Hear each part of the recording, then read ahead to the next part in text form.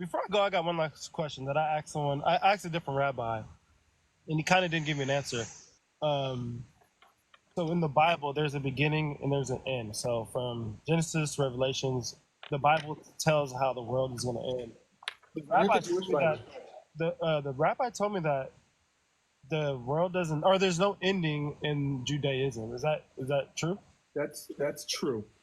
It's true, but the question is to what extent? Because there's many people who will point not necessarily to an end of the world. I don't think Christianity also talks about an end of the world, but an additional stage. Well, the world as we know it will be gone. Like this will. As we know it, yes, but there's another world coming. So I mean, it's not necessarily the end of this planet. For a lot of people, it will be.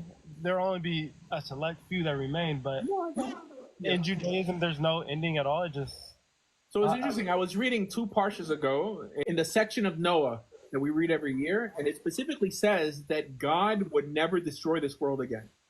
And I don't know why people overlook that. And it doesn't say with water only. He says day and night, everything is going to function like it does. The sun's going to come up, nothing is going to change.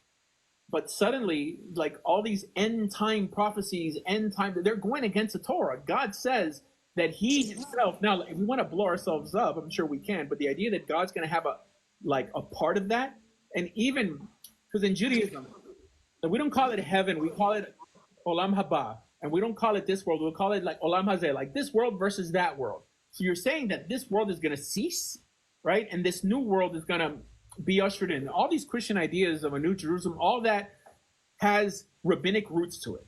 I mean, Christianity is essentially a form of mystical Judaism. But I don't know how they could come up with that idea in light of what appears in the story of Noah or after the flood, that God would ever destroy this planet or have a hand in it, right?